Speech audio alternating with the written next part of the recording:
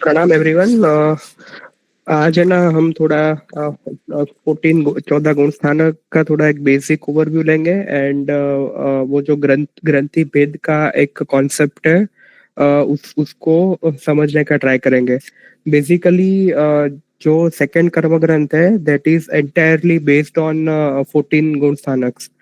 तो वहां पे इसका पूरा डिटेल्ड में डिस्क्रिप्शन आता है। तो वी विल ट्राई कि यहाँ पे हम मतलब बेसिक जो एक उसका कॉन्सेप्ट है वो हम समझ सके। तो पहले ना हम लाइक बेसिक लेवल से स्टार्ट करते हैं। So basically what do you mean by गुण स्थानक? तो गुण स्थानक को हम सिंपल वे में बोले ना तो गुण स्थानक is like age of soul.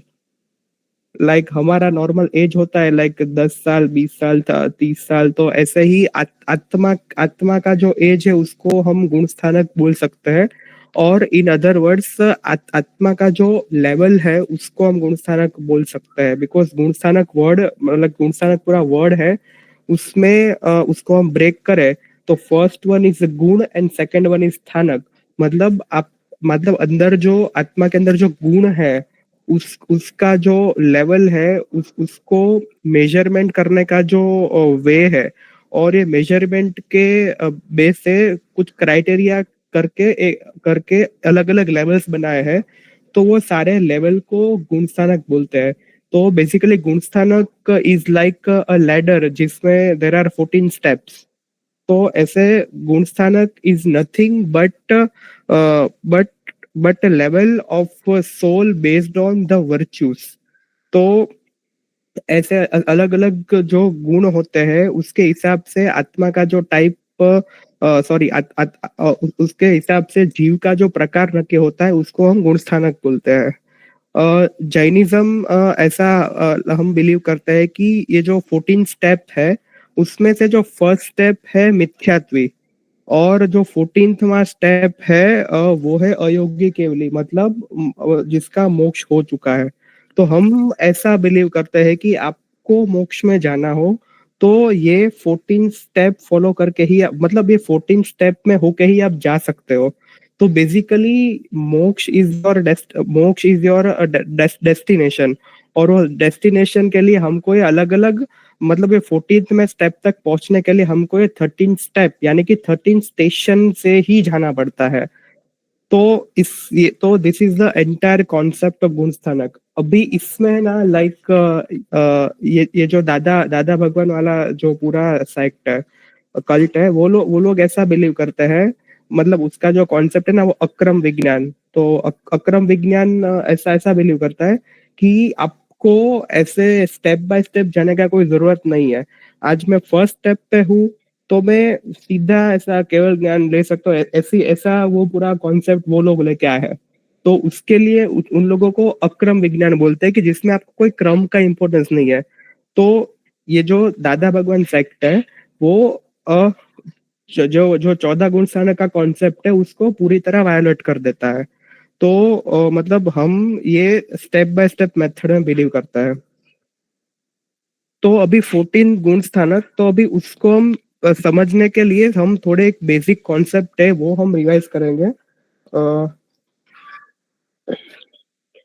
तो सबसे पहले हमने लास्ट टाइम जो मेरा सेशन हुआ था उसमें हमने वो अलग अलग कर्म के टाइप को डिस्कस किया था। तो उसमें एक था मोहनीय कर्म।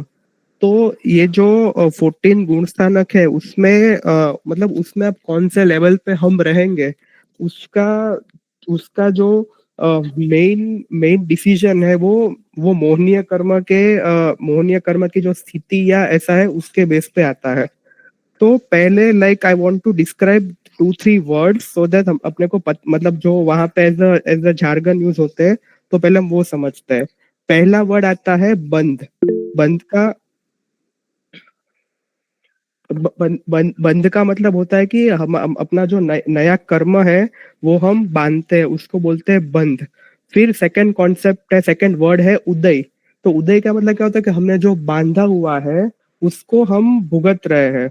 मतलब वो ऐसी स्थिति में आए कि वो जो बांधा हुआ कर्म अभी हमको भुगतना पड़ेगा। तो उसको हम बोलते हैं उदय। उसके बाद थर्ड तीसरा वर्ड है उदीर्णा।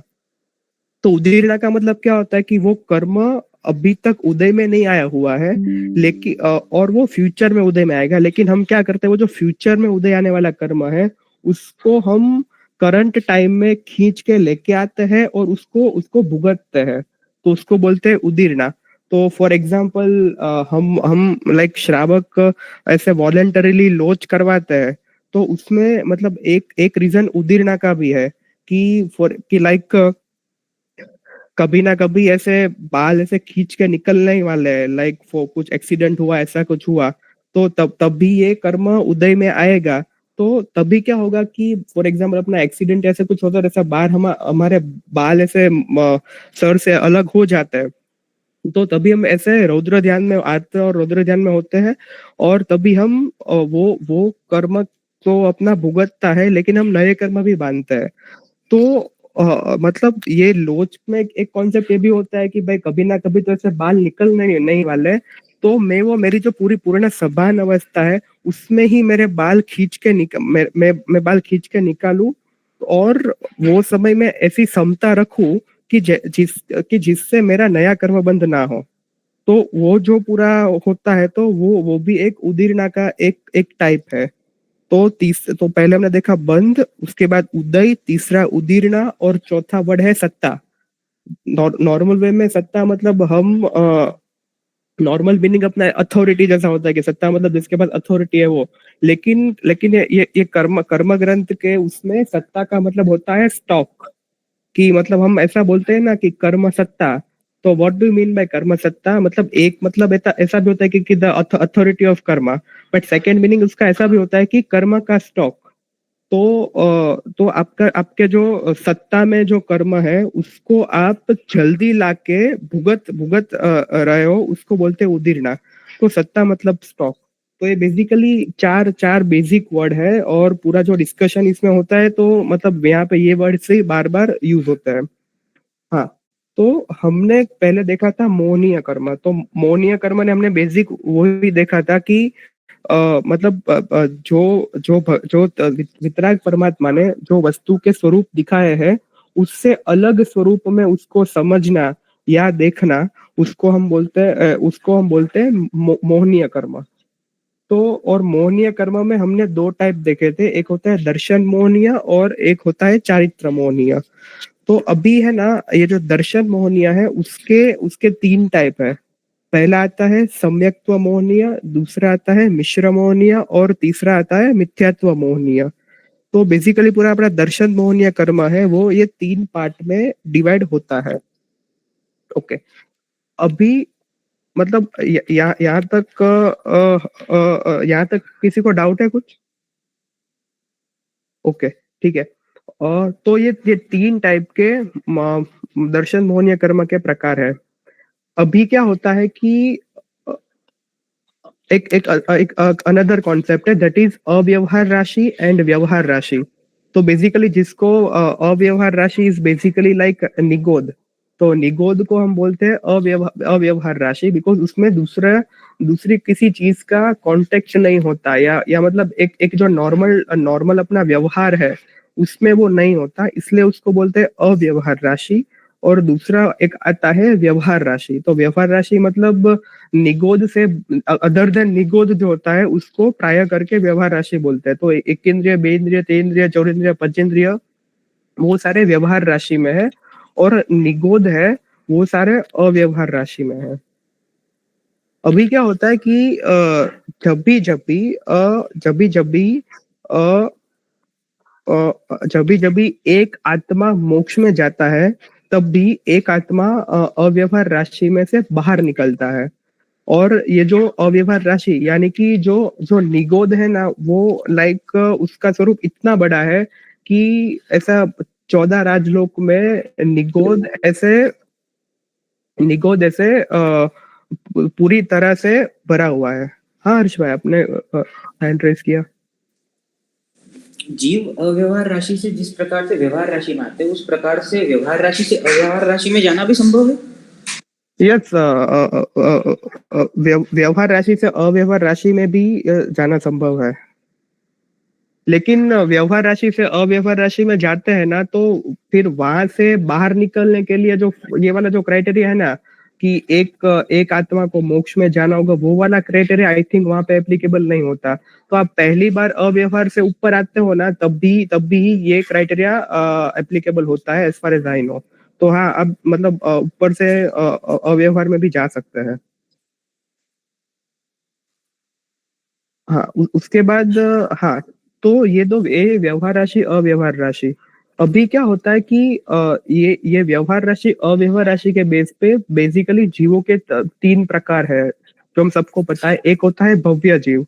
तो भव्य जीव मतलब क्या, कि जो जो मोक्ष में जाता है। दूसरा आता है अभव्य जीव। अभव्य जीव मतलब जो जो कभी मोक्ष में जाएगा ही नहीं। और वो मोक्ष में क्यों नहीं जाएगा, उसका भी एक एक रीजन है। लाइक मैंने ना साहेब जी से, लाइक हमको ऐसा आता, मतलब ऐसा थॉट्स बहुत बार आता है कि वो जीव अभव्य है। और हम ऐसा भी हमने सुना है कि अभव्यता और अभव्यता एक स्वभाव है। मतलब ऐसा नहीं है कि किसी ने ऐसे ऐसे गंदे और खराब कर्म कर दिए तो वो अभव्य बन जाएगा, ऐसा नहीं है। लाइक भव्यता अभव्यता पहले से ही डिसाइड होता है।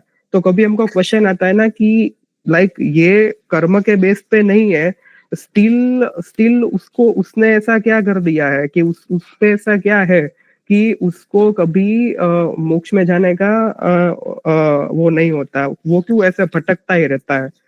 तो तो ये क्वेश्चन मैंने साहिब जी ने ऐसा बोला कि लाइक आपको कहीं कहीं जगह पे जाना हो ना, तो सबसे पहले क्या होता है कि अपने को अंदर से एक इच्छा होना चाहिए कि मेरे को यहाँ पे जाना है। फॉर एग्जाम्पल, मेरे को मुंबई जाना है, तो पहले मुझे अंदर से ऐसा मन होना चाहिए कि like I want to travel to Mumbai.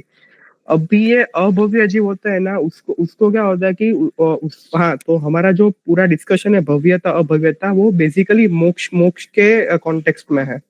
तो ये जो अभव्य जीव होते हैं ना, उसका स्वभाव, यानी कि उसका उसका नेचर ही ऐसा होता है कि उसको मोक्ष में जाने का कभी इच्छा ही नहीं होता।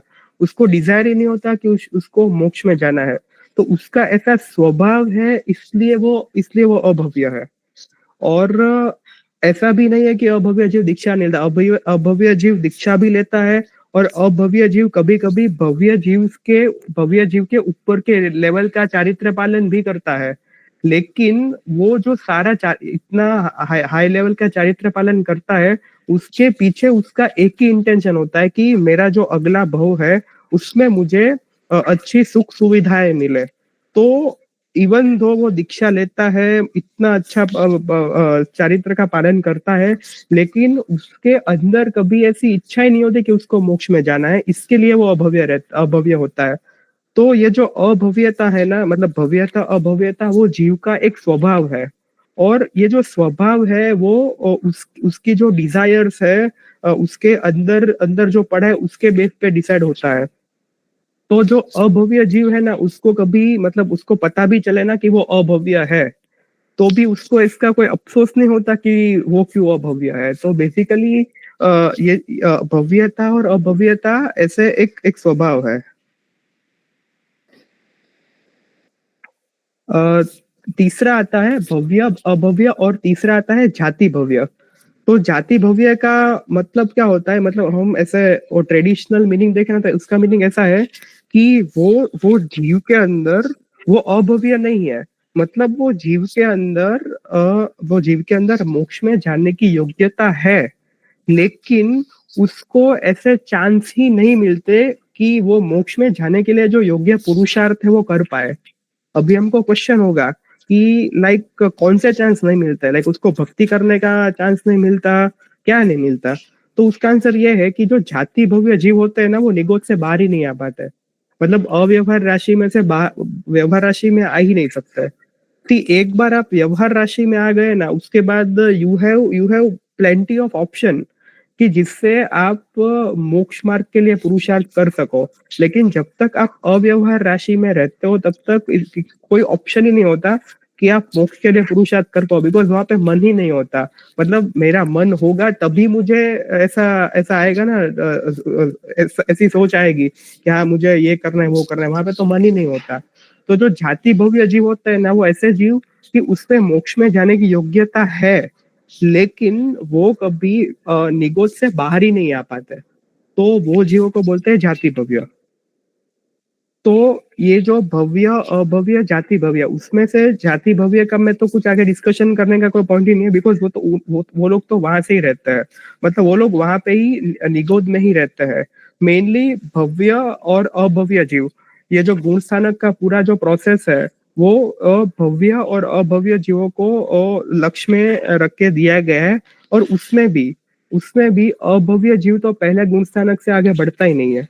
तो ये जो पूरा 14 गुण स्थानक का प्रोसेस है, दैट इज ओनली फॉर भव्य जीव। अभव्य जीव तो पहले पे ही रहता है और मतलब उससे आगे कभी बढ़ ही नहीं पाता। इसमें कुछ डाउट है किसी को इसमें, ये भव्य अभव्य जाति भव्य में? हाँ भैया बोलिए ना।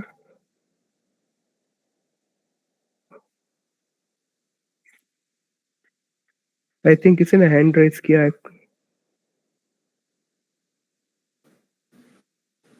ओके। हेलो, अभी आ रही है आवाज? यस यस, आ रही है, यस। आ रही है आवाज अभी? हाँ आ रही है। जाति भव्य है, वो भी जाति भव्य भी मोक्ष में नहीं जाने वाला है और अभव्य भी मोक्ष में नहीं जाने वाला है। नहीं, करेक्ट। तो मतलब दोनों को एक ही कैटेगरी में रखा जाना चाहिए ना, मतलब दोनों ही अभव्य ही हो गए ना। जैसे मतलब अगर जैसे जिसका मोक्ष नहीं होने वाला है वो अभव्य है, तो जो जाति भव्य है उसका भी मोक्ष तो नहीं होने वाला है, तो ये जो जाति भव्य है वो अभव्य की कैटेगरी होगा ना। नहीं नहीं, देखो उसमें क्या है कि जाति भव्य निगोद से बाहर आ जाएंगे ना, तो वो लोग मोक्ष में जा सकते हैं। अभव्य जीव तो बाहर आ जाएगा तो भी नहीं जा सकता। तो मतलब ऐसे अल्टीमेटली दोनों मोक्ष में जाने ही नहीं वाले। बट उसके जो मतलब उसका जो स्वभाव है, उसके आत्मा की योग्यता है, तो जाति भव्य है, उसके आत्मा की योग्यता है मोक्ष में जाने की, तो बाहर आया निगोद से तो वो मोक्ष में जा सकता है। अभव्य तो बाहर आया तो भी नहीं जा सकता, लेकिन जाति भव्य बाहर ही नहीं आता।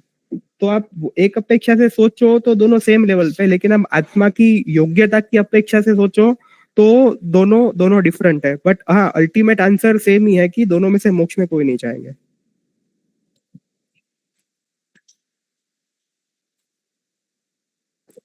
हाँ तो हाँ, तो ये हमने ये तीन तीन का बात किया। अभी अभी क्या होता है कि ये जो मोहनीय कर्म है, मोहनीय कर्म की जो टोटल स्थिति होती है, मतलब स्थिति मतलब मतलब एक टाइम जिसमें मोहनीय कर्म सत्ता में रहता है, मतलब स्टॉक में रहता है और कभी भी उदय में आ सकता है, वो स्थिति है 17 कोडाकोडी सागरोपम, 70 कोडाकोडी सागरोपम। ये मोहनीय कर्म की उत्कृष्ट स्थिति है। ये मोहनीय कर्म की उत्कृष्ट स्थिति है। अभी अभी क्या होता है कि हाँ, अभी यहाँ से ना वो अपना जो ग्रंथि भेद का जो पॉइंट टॉपिक है ना, वो अब हमारा यहाँ से चालू होता है। तो अ, सबसे पहले क्या होता है कि एक एक जो आत्मा है ना, मतलब हमारा जीव है, वो निगोद में से बाहर आया। निगोद में से बाहर आया, फिर उसने अनंत भव किए। वो एक इंद्रिय में गया, बे इंद्रिय में गया, अलग अलग बहुत बहुत जगह पे उसने इस अनंत समय तक वो भटका। और ऐसे भटकने से क्या हुआ कि उसके उसमें जो उसका जो कर्म लगे थे, वो ऐसे धीरे धीरे थोड़े थोड़े कम होते गए। कि फॉर एग्जाम्पल वो पंच तिर्यंच तिर्यंच पंचेंद्रिय, सॉरी नॉट तिर्यंच पंचेंद्रिय, लेकिन वो बेंद्रिय और बेंद्रिय तेंद्रिय बना। और उसमें उसने किसी ने उसको उसको मार दिया, तो तभी उसने कुछ सहन किया। तो ऐसे अलग अलग मतलब उसको पता नहीं है कि वो ये सब अपना कर्म खत्म कर रहा है, लेकिन ऐसे ही अनइंटेंशनली उसके कर्म होता है ना, वो ऐसे कम कम होते जाता है। तो क्या होता है कि ये जो मोहनीय कर्म की जो स्थिति है, 17 कोडा कोडी सागरोपम, मतलब उत्कृष्ट स्थिति इतनी होती है। और नॉर्मली 20-30 कोडा कोडी सागरोपम के सत्ता में भी मोहनीय कर्म होता है। तो ये जो स्थिति है वो ऐसे धीरे धीरे धीरे धीरे कम हो जाती है। और और जैसे वो एक कोडा कोडी सागरोपम में से थोड़ा कम होता है, तो उसको क्या बोलते हैं कि अंतः अंतः कोडा कोडी सागरोपम। कि वो सागरोपम की जो स्थिति है उसमें से थोड़ा कम होता है, तो जब भी वो स्थिति अंतः कोडाकोडी सागरोपम हो जाती है, तो तभी उसका, यस भैया 17 नहीं, 70 मतलब हाँ 70 बोल रहा हूँ मैं, यस 70 कोडाकोडी सागरोपम।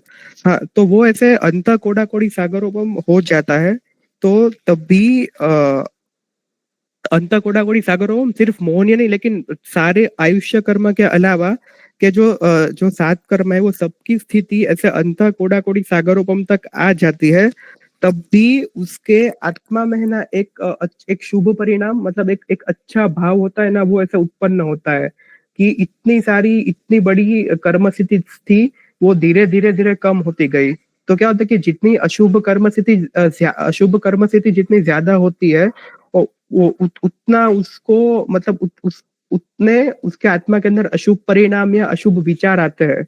लेकिन जब ऐसे वो धीरे धीरे कम होता जाता है और जैसे अंत कोडाकोडी सागरोपम आता है, तो उसको थोड़ा थोड़ा एक मतलब अच्छे अच्छे थॉट्स आते हैं, या फिर थोड़ा उसके आत्मा का जो शुभ व्यवहार है वो ऐसे ही आता है। तो ये जो पूरा प्रोसेस है कि आप अंत कोडाकोडी सागरोपम तक पहुंचे, लाइक कर्म की स्थिति अंत कोडाकोडी सागरोपम तक पहुंची और आत्मा में थोड़ा अच्छा परिणाम उत्पन्न हुआ, तो इसको बोलते हैं हम यथा प्रवृत्तकरण। क्या बोलते हैं? यथा प्रवृत्तकरण। तो ये जो यथा प्रवृत्तकरण होता है, अभी वो क्या होता है कि ये तो बहुत सारे जीवों में होता है कि फॉर एग्जाम्पल किसी जीव की स्थिति 20 कोडाकोडी सागरोपम है, वो ऐसे मतलब बहुत जगह पे ऐसे करते करते कम होते होते अंत कोडाकोडी सागरोपम तक आया। लेकिन उसके बाद क्या हो कि वापस ऐसा कुछ हो गया कि उसने ज्यादा करना बंद कर लिया, तो वहां से वो वापस चला गया। तो ये जो यथा प्रवृत्तकरण है, ये श्रेयांश है, उस पे मैं चरमाव्रत और अपूर्वमृत में आगे आ रहा हूँ। तो ये जो यथा प्रवृत्तकरण है, वो यथा प्रवृत्तकरण बहुत सारे जीव करते हैं। इवन ये जो अभव्य जीव है वो भी यथा प्रवृत्तकरण करते हैं। तो ये जो यथा प्रवृत्तकरण होता है उसके बाद उस यथा प्रवृत्तकरण होने के बाद एक वर्ड होता है, उसको बोलते हैं एक ग्रंथि। ग्रंथि मतलब अपना मतलब राग और द्वेष की जो जो गांठ होती है उसको बोलते हैं ग्रंथि। और जैसे ही यथा प्रवृत्तकरण होता है, तब भी ऐसा बोलते हैं कि जो राग और द्वेष की जो तीव्र ग्रंथि है उसके नजदीक वो आता है। तो यथा प्रवृत्तकरण करने के बाद वो ऐसे राग द्वेष की जो तीव्र तीव्र ग्रंथि है, वो ग्रंथि है, उसके बाद वहां पे वो आ जाता है। वहां पे वो आ जाता है। और ये ग्रंथि के पास आता है। और यहाँ पे अभी है ना ऐसा दो टाइप के जीव होते हैं। एक जीव ऐसा होता है कि वो ग्रंथि को तोड़ने का प्रयत्न करता है। जो राग द्वेष है उसके अंदर जो राग द्वेष बहुत बड़े है उसको तोड़ने का प्रयत्न करता है। और दूसरा जीव ऐसा होता है कि यहाँ से ही ज्यादा कर्म बंद करके वापस नीचे चला जाता है। तो तो तो ये पूरा इसका इसका प्रोसेस है। और उसके बाद वो उसको बोलते हैं कि वो ग्रंथि के पास आया है। अभी क्या होता है, और इसमें ना एक वर्ड आता है कि एक नंदी घोल पाषाण न्याय। तो नंदी घोल पाषाण न्याय क्या मतलब क्या होता है कि अपना जो नदी या समुद्र के पास वो जो पत्थर होते हैं, मतलब वहां पे जो पत्थर होते हैं उस पे रोज नदी और समुद्र का पानी आता है। तो उससे क्या होता है कि उसका जो मतलब उसकी जो वो ठीक वो होती है, वो ऐसे स्मूथ हो जाता है, स्मूथ और सॉफ्ट होता है। तो उसको बोलता है नंदी घोल पाषाण न्याय। तो ये नंदी घोल पाषाण न्याय के हिसाब से आत्मा है वो ऐसे ही अलग अलग जगह पे भटकते भटकते अपने कर्मों तोड़ते तोड़ते यथा प्रवृत्तकरण करके अपनी ग्रंथि के पास आता है। हाँ अभी जस्ट अ मिनट।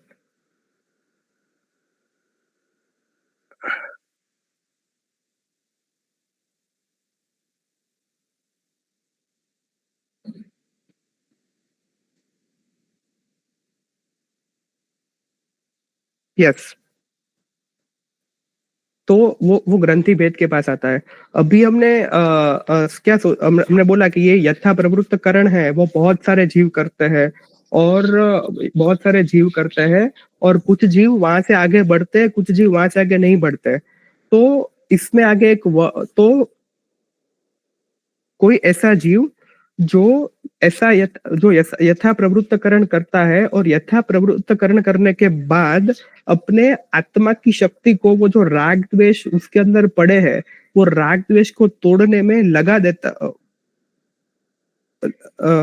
वो राग द्वेष को तोड़ने में लगा देता है, वो यहाँ से आगे बढ़ पाता है। और जो जीव यहाँ से आगे बढ़ पाता है, वो उसका मतलब क्या हो कि उसने लास्ट में ये लास्ट वाला उसकी जो पूरी उसका बहुचक्र है, उसका अंतिम यथा प्रवृत्तकरण किया। एंड अगेन यथा प्रवृत्तकरण मतलब आत्मा की जो आयुष्य कर्म के अलावा की जो स्थिति है, उसको अंतः कोड़ा कोड़ी सागरोपम तक आ जाती है, और ये स्थिति इतनी कम होती है, इसके लिए आत्मा के अंदर कुछ शुभ भाव, शुभ विचार प्रकट होते हैं।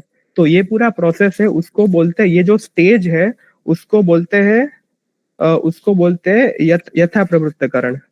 तो ये जो यथा प्रवृत्तकरण होता है, वो मल्टीपल, मतलब बहुचक्र में मल्टीपल टाइम होता है, लेकिन उसमें जो लास्ट वाला यथा प्रवृत्तकरण है, जिसमें वो यथा प्रवृत्तकरण करके वो उसके आगे वाली जो राग द्वेष की गांठ है उसको तोड़ने के लिए आगे बढ़ता है। तो ये लास्ट वाला यथा प्रवृत्तकरण है, उसको बोलते हैं चरम यथा प्रवृत्तकरण।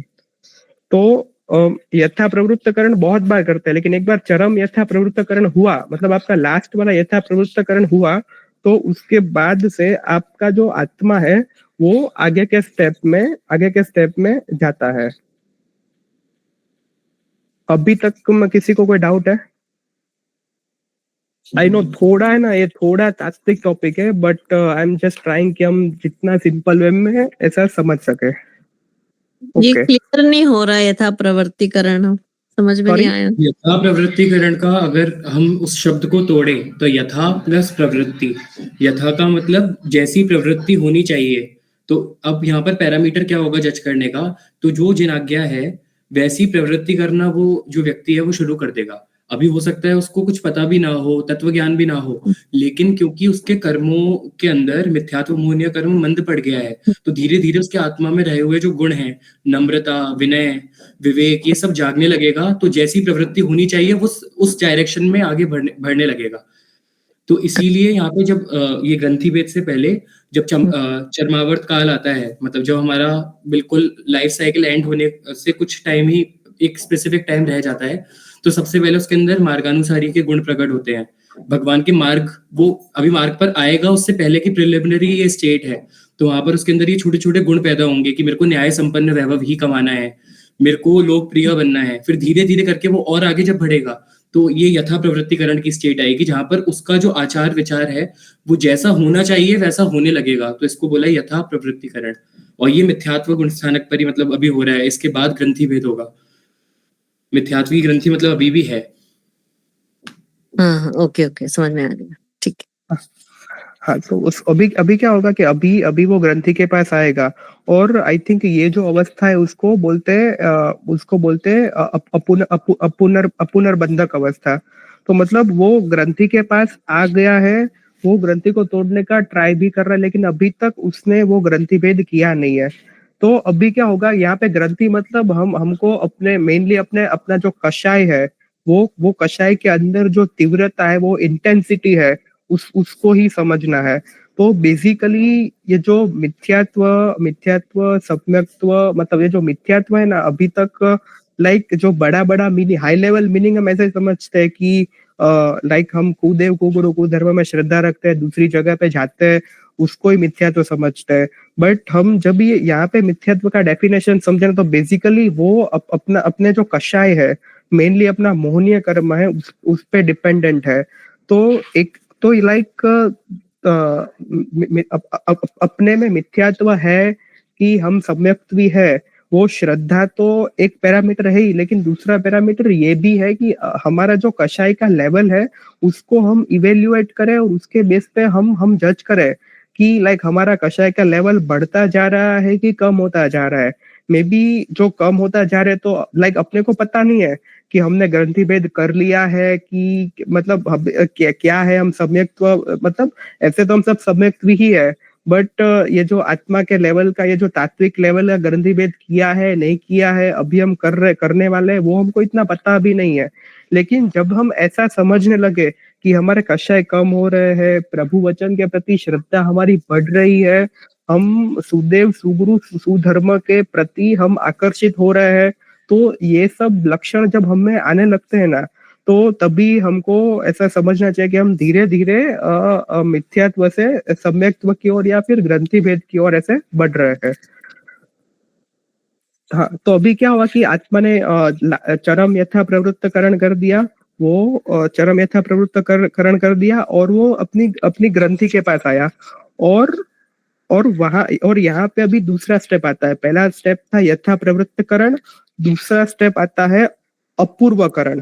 तो अपूर्वकरण का मतलब क्या? अपूर्व वर्ड का मतलब क्या होता है कि जो पहले कभी आया नहीं है ऐसा। तो मतलब उसके भवचक्र में ये जो स्टेज है वो कभी आया ही नहीं है। तो ये स्टेज में क्या होता है कि उसके अंदर ये जो राग द्वेष की ग्रंथि है उसको तोड़ने के लिए उसके आत्मा में से ही प्रबल ऐसे वीर्योल्लास, मतलब ऐसी उतनी इच्छा, उतना वो एफर्ट्स करना चालू करता है। तो उसका जो अध्यवसाय का मतलब क्या होता है कि अपना मेनली अपना भाव, तो जो उसका जो शुद्ध वाले भाव है जो पहले कभी आए नहीं थे, वो उसके भाव ऐसे शुद्ध भाव उसमें आने लगते हैं, ऐसे शुद्ध भाव आने लगते हैं। और जो राग द्वेष वाली जो उसकी ग्रंथि है उसको तोड़ने में वो बहुत ऐसे प्रयत्न करता है, और वो प्रयत्न के हिसाब से वो उसकी ग्रंथि टूट जाती है। तो जैसे ही वो ग्रंथि टूटती है तो उसका मतलब, तो उसको हम बोलते हैं ग्रंथि भेद। एंड दूसरा कॉन्टेक्स्ट में सोचा है तो ग्रंथि भेद होने के बाद ही आपको पहली बार का सम्यक्त्व मिलता है। तो मतलब ग्रंथि भेद का एक मतलब ऐसा भी हम कर सकते हैं कि अभी हमारी सम्यक्त्व में एंट्री हुई, और सम्यक्त्व में अब सम्यक्त्व मिलता है, सम्यक्त्व में एंट्री होती है, ग्रंथि भेद होता है। उसका मतलब क्या होता है कि आपका सबसे पहले तो आप मोक्ष में जाओगे, वो फिक्स हो गया कि अभी आप अभव्य तो नहीं हो। ग्रंथि भेद कर लिया मतलब आप अभव्य नहीं हो, अब मोक्ष में आप जाने वाले हो। एंड दूसरा, आपका जो टोटल जो 84 लाख योनि में घूमने का मतलब ऐसे भटकने का जो टाइम है ना, वो भी एक लिमिटेड हो जाता है, और वो जाता है अर्ध पुद्गल परावर्त। तो अभी हम पे ना पुद्गल परावर्त वैसे है ना एक टाइम का माप है, जैसे हम करते हैं ना like seconds, minutes, day, week, year, ऐसा सेंचुरी, ऐसा। तो ऐसे ही ये जो पुद्गल परावर्त है ना, मतलब हमारा जो जैन शास्त्रों के हिसाब से समय को गिनने की जो मेथड है, मतलब समय के अलग अलग माप है, लाइक आवली का समय एक्सेट्रा, उसमें पुद्गल परावर्त है ना वो सबसे बड़ा माप है। तो मैं ना आपको जस्ट एक मतलब मैं ट्राई करता हूँ कि उसको समझाने का। फॉर एग्जाम्पल आपकी स्क्रीन पे ये श्रेयांश मैंने स्क्रीन शेयर किया है, वो एक रेक्टेंगल बॉक्स है। हमें ना अभी समझ रहे कि पुद्गल परावर्त मतलब कितना टाइम, ऐसा तो ऐसा तो है ही नहीं कि मतलब ये टाइम है ना, वो ऐसे तो है ही नहीं कि उसको हम नंबर ऑफ इयर्स या नंबर ऑफ डेज में जस्टिफाई कर पाए। तो उसके लिए हमको थोड़ी कल्पना करनी पड़ेगी, और उसके बेस पे हम ये पूरा समझ पाएंगे। तो आपके स्क्रीन पे एक पूरा रेक्टेंगल बॉक्स दिख रहा है, बराबर? ये जो स्क्रीन पूरा रेक्टेंगल दिख रहा है। अभी ये जो रेक्टेंगल है उसमें आप ऐसा एज्यूम करो कि उसमें मतलब ऐसे वो अलग अलग डॉट्स है।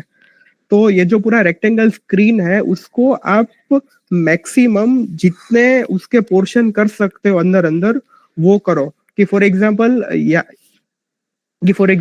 यहाँ पे ये पूरा एक लाइन आपने खींचा, और एक लाइन में आपने मल्टीपल इसके स्क्वायर्स बनाए। तो फॉर एग्जांपल ये जो सारी रेक्टेंगल स्क्रीन थी वो रेक्टेंगल की स्क्रीन आपने फॉर एग्जांपल 1000 पार्ट में डिवाइड कर दी। मैं ना मेरी स्क्रीन शेयर करता हूँ सो दैट मैं आपको ऐसा कर्सर से समझा पाऊँ। Just a minute.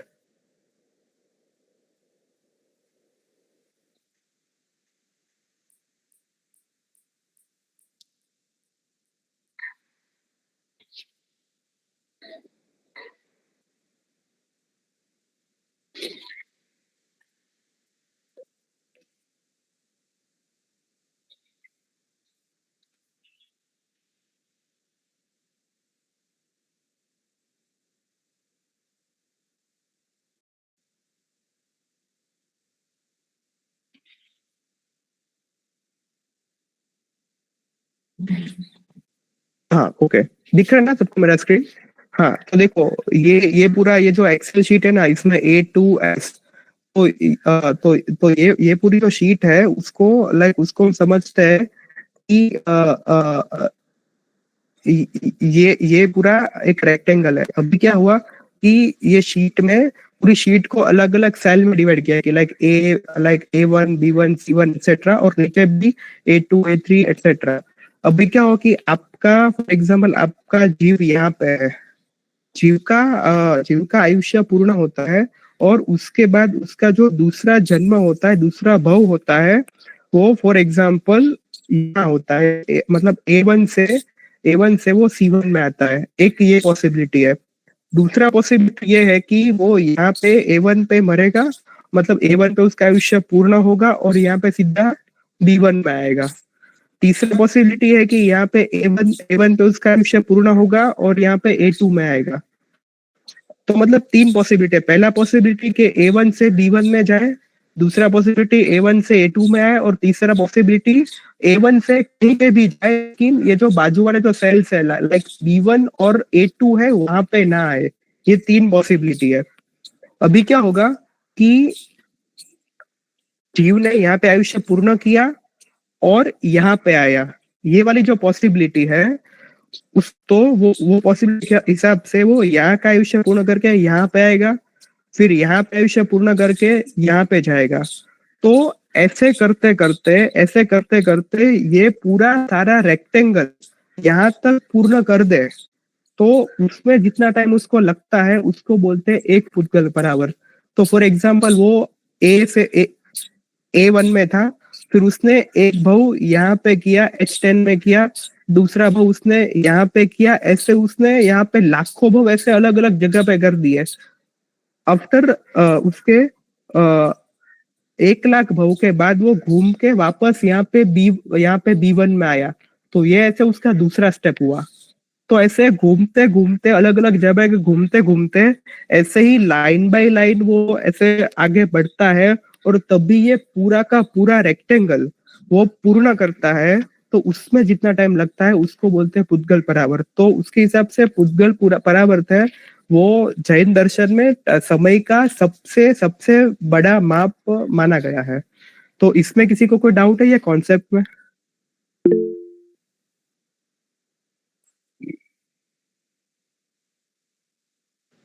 हाँ आई थिंक रौनक भाई है। हाँ रौनक भाई। हाँ मैं ऐसा पूछ रहा था कि ये जो पुद्गल परावर्तन आपने डेफिनेशन बताई, ये एट द मतलब है तो खत्म हो सकता है वैसा ही है ना, अनंत तो नहीं है ना पुद्गल परावर्तन भी? नहीं अनंत नहीं है लेकिन बहुत बड़ा है ना। अनंत तो नहीं है। से आपने लास्ट टाइम जब नवतत्व लिया था हेलो, तो उसके अंदर उसके अंदर जो 54 नंबर की गाथा थी उसमें था उसप्पिणी अनंता पुद्गल पर्यठो मुड़े वो, उसमें ऐसा था कि मतलब उसका अर्थ ये निकलता है कि पुद्गल परावर्तन में अनंत उत्सर्पिणी निकल जाती है।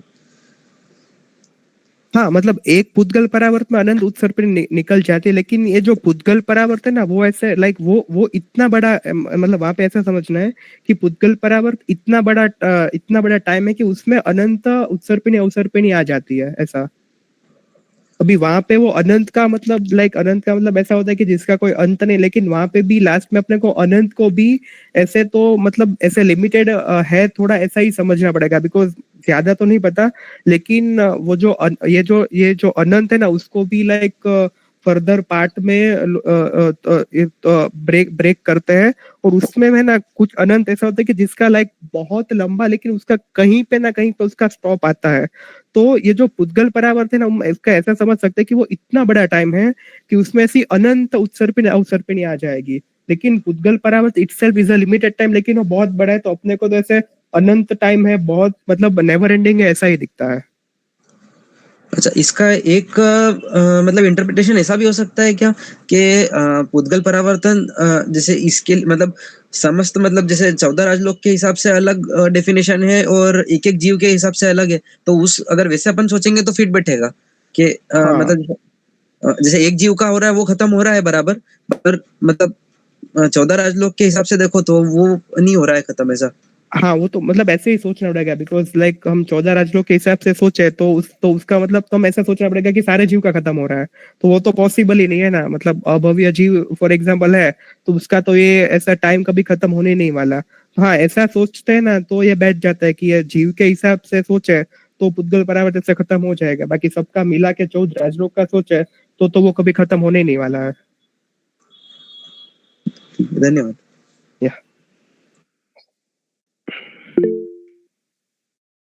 जी हर्ष भाई। ये जो जन्म मरण का आपने बताया, ये सभी जीवों को इतने जन्म मरण करने ही पड़ते हैं, या ये सिर्फ एक समय को बताने के लिए ही इतने जन्म मरण का कॉन्सेप्ट लिया है? नहीं, ये जो कॉन्सेप्ट है ना, वो ऐसे समय को बताने के लिए है, लेकिन अभी उसका यूज कहाँ पे आता है कि जब भी आपने ग्रंथि भेद कर लिया और आपको सम्यक तो मिला, तो सम्यक तो जब मिलता है ना, तभी आपको आपको मैक्सिमम जो मोक्ष में जाने की स्थिति है वो अर्ध पुद्गल परावर्त मतलब हाफ पुद्गल परावर्त जितनी हो जाती है, तो आप मैक्सिमम उतने टाइम में तो मोक्ष में चले ही जाओगे। तो ऐसे ये जो पूरा मतलब ये जो एग्जाम्पल है ना, वो ऐसे समय को बताने के लिए ही है। और मतलब ऐसे तो लोग अनंत अनंत लाइक वहां पे पुद्गल परावर्त में से घूमते ही है, हमको भी नहीं पता हम कितने पुद्गल परावर्त से घूम के इधर आ रहे हैं, लेकिन बेसिकली ये समय को बताने का एक एग्जाम्पल ही है ऐसा।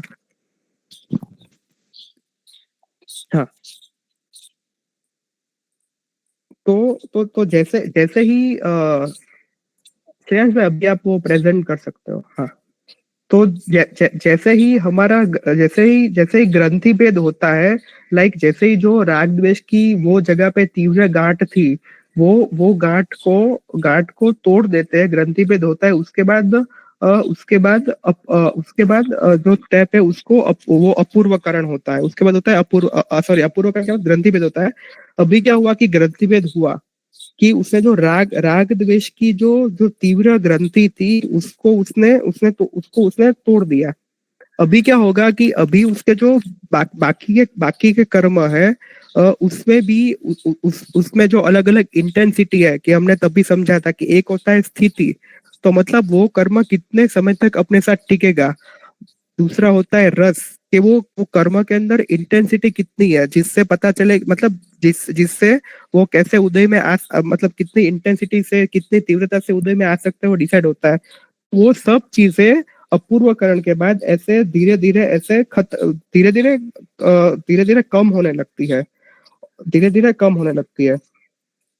तो तो हाँ, तो ये अपना अपूर्वकरण हुआ। अभी क्या हुआ कि जैसे ही मैंने बताया ना कि जैसे ये होता है तो आपका जो टोटल टोटल जो टाइम है वो भी आपका अर्ध पुद्गल परावर्त हो जाता है। और जैसे हम यथा प्रवृत्तकरण में आए थे, तभी जो दर्शन मोहनिया की स्थिति थी, मोहनिया कर्म की, वो भी अंत कोड़ा कोड़ी सागरोवम की हो गई थी, तो वो भी अभी धीरे धीरे कम होने लगती है। अभी क्या होता है कि कर्म है ना, लाइक हमने पहले समझा था कि कर्म एक ऐसे पुद्गल के स्वरूप में हम उसको समझ सकते हैं। तो फॉर एग्जाम्पल आपके सामने एक ये पूरा जो स्क्रीन है, वो स्क्रीन को हम एक जगह पे एज्यूम करें, तो ग्रंथिभेद होने के बाद ये जो स्क्रीन है ना, देखो अभी भी स्क्रीन के 3 पार्ट है। फर्स्ट पार्ट है ब्लैक वाला, उसके बाद बीच में अपने को पिक्चर दिख रहा है, और उसके बाद ब्लैक स्क्रीन आ रहा है। तो ऐसे ही ये जो पूरा मतलब ये जो कर्म के पुद्गल है वो ऐसे 3 लाइन में ऐसे ऐसे ही हो जाता है, जिसमें पहले 3 लाइन में ऐसे हो जाता है। अभी क्या होता है कि ये जो आत्मा है ना वो क्या करेगा कि ये जो जो फर्स्ट वाला ब्लैक पार्ट है उसमें जितने मिथ्यात्व मोहनीय कर्म के दलिक यानी कि मिथ्यात्व मोहनीय कर्म के पुद्गल रहेंगे वो सारे वो धीरे धीरे उसका उदय होगा, यानी कि वो धीरे धीरे उसको भुगतेगा। उसके बाद क्या होगा कि ये जो बीच वाला जो पोर्शन है मतलब जहाँ पे वो पिक्चर दिख रहा है वहां पे जितने मिथ्यात्व के पुद्गल है वो पुद्गल को वो क्या करेगा, वो धीरे धीरे वो जो अपना जो थर्ड ब्लैक वाला पोर्शन है पिक्चर के राइट हैंड साइड वहां पे धीरे धीरे पुश करके ये जगह खाली करेगा। तो वो 2 काम कर रहा है। पहला काम क्या कर रहा है कि जो फर्स्ट ब्लैक पार्ट है उसमें जो मिथ्यात्व के पुद्गल है, मिथ्यात्व के जो कार्मिक पुद्गल है उसको भुगत रहा है, और जो दूसरा पोर्शन है उसमें से वो उसको थोड़े दूर कर रहा है, मतलब उसको वो ऐसे बोले तो दबा रहा है। तो ये जो दबाने का प्रोसेस है उसको हम बोलते हैं उपशम। लाइक कि जो अभी उसको भुगतना नहीं है, उसको उदय में नहीं लाना है, लेकिन उसको दबा देना है, तो उसको बोलते हैं उपशम। तो दबाना मतलब क्या कि वो उसको धक्का मार के आगे आगे उसको पुश कर रहा है। तो अभी क्या होगा कि ये जो फर्स्ट पोर्शन है उसमें जितने मिथ्यात्व मोहनीय के पुद्गल है, जितना मिथ्यात्व मोहनीय के पुद्गल है वो सारे उसने उदय में आ गए, वो सारे उसने भुगत लिए। तो वो फर्स्ट पोर्शन अभी पूरा ब्लैंक हो गया, खाली हो गया, मतलब वहां पे मिथ्यात्व है भी नहीं, वहां पे मिथ्यात्व के कोई पुद्गल नहीं है। अभी क्या होगा, वहां से वो एक स्टेप आगे आएगा, मतलब जो पिक्चर वाला पार्ट है उसमें वो आया। तो अभी क्या होगा कि वहां पे जितने मिथ्यात्व के पुद्गल थे वो उसने आगे भेज दिए, तो यहाँ पे भी मिथ्यात्व के कोई पुद्गल नहीं है। तो ये जो पूरी जो स्थिति हुई उसमें अभी क्या हुआ कि यहाँ पे वहां के अभी वो आत्मा जो जगह पे खड़ा है उसकी जो स्थिति है वहां पे मिथ्यात्व के पुद्गल है ही नहीं। मतलब यहाँ पे अभी क्या है तो कि अभी सम्यक्त्व है, मिथ्यात्व नहीं है, उसका मतलब क्या हुआ कि सम्यक्त्व है। तो यहाँ पे मतलब जीव ग्रंथि भेद करता है, एक बार राग द्वेष की ग्रंथि को फर्स्ट टाइम तोड़ता है, उसके बाद वो ऐसे ही जो अपने जो कर्म दलिक है उसको 3 पार्ट में डिवाइड करेगा, मिथ्यात्व के कर्म को, मिथ्यात्व होने के दलिक को एक पार्ट भुगतेगा, दूसरे पार्ट की जगह है वो खाली करेगा। तो ये जो भुगतना और खाली करेगा तो वो पूरे पार्ट में अभी मिथ्यात्व रहेगा ही नहीं, तो तभी उसको फर्स्ट टाइम वाला मतलब फर्स्ट टाइम वाला सम्यक्त्व मिलेगा। और ये सम्यक्त्व को हम बोलते हैं उपशम सम्यक्त्व। उपशम सम्यक्त्व क्यों बोलते हैं, क्योंकि यहाँ पे जो मतलब यहाँ पे जो मिथ्यात्व जो है वो उसने पूरा का पूरा खाली नहीं किया है, मिथ्यात्व अभी है ही, लेकिन ये जो मिथ्यात्व था वो उसने थोड़ा आगे आगे धकेल दिया है, और ये मिथ्यात्व को उसने दबा दिया है। वो कभी ना कभी उछल नहीं वाला, लेकिन राइट नाउ उसने इसको दबा दिया है। तो इसके लिए उसको ये जो सम्यक्त्व मिला उसको बोलते हैं उपशम सम्यक्त्व। एंड ये उपशम सम्यक्त्व ऐसे अंतर्मुहूर्त तक रहता है। तो ये जो फर्स्ट सम्यक्त्व जीव को मिलता है उसको बोलते हैं उपशम सम्यक्त्व, और वो ऐसे मिलता है। इसमें किसी को कोई डाउट है?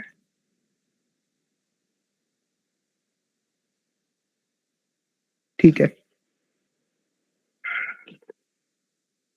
तो ये लाइक फर्स्ट टाइम का सम्यक्त्व हुआ। हाँ, अभी मतलब ये पूरा ग्रंथि भेद का प्रोसेस था। अभी हम वापस रिस्विच करते हैं गुण स्थानक पर। तो क्या हुआ कि देखो अभी यहाँ पे अभी हम ये पिक्चर में देखे जो श्रेयांश ने प्रेजेंट किया है, सबसे पहले आया मिथ्यात्व गुण स्थानक। तो फिर क्या हो कि मिथ्यात्व गुण स्थानक पे उसने यथा प्रवृत्तकरण किया, अपूर्वकरण किया, और दूसरा एक अनिवृत्तिकरण का कॉन्सेप्ट भी आता है, बट वो कंफ्यूज ना हो इसलिए हम कॉन्सेप्ट यहाँ पे नहीं ले रहे, बट अल्टीमेटली वही है कि वो जो राग द्वेष की ग्रंथि है उसको तोड़ने का प्रयत्न करता है। तो वो सब करने के बाद उसने ग्रंथि भेद किया, उसको उपशम सम्यक्त्व मिला। जैसे ही उसको उपशम सम्यक्त्व मिलेगा वो सीधा आएगा फोर्थ स्टेप पे। याद रखना, फर्स्ट है फिर सेकंड थर्ड पे नहीं आता, फर्स्ट से सीधा वो जाएगा फोर्थ पे।